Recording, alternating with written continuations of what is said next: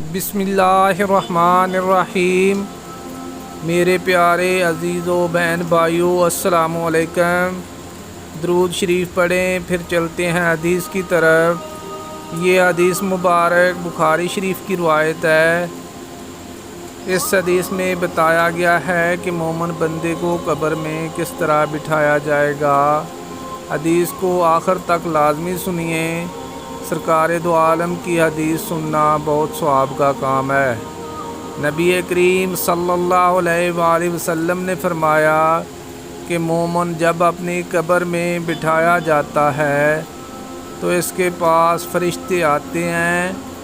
وہ شہادت دیتا ہے کہ اللہ کے سوا کوئی معبود نہیں اور محمد صلی اللہ علیہ وآلہ وسلم اللہ کے رسول ہیں۔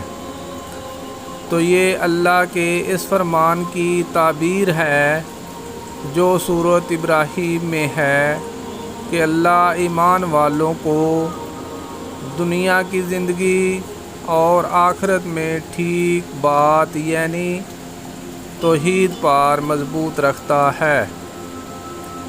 پیارے دوستو، اگر آپ حدیث مبارک سننا پسند کرتے ہیں تو اس طرح کی مزید حدیث کے لیے ہمارے چینل کو سبسکرائب کر لیں۔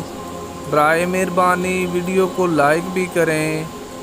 اجازت دیں، ملتے ہیں پھر ایک نئی حدیث کے ساتھ۔ جزاک اللہ، شکریہ، اللہ حافظ۔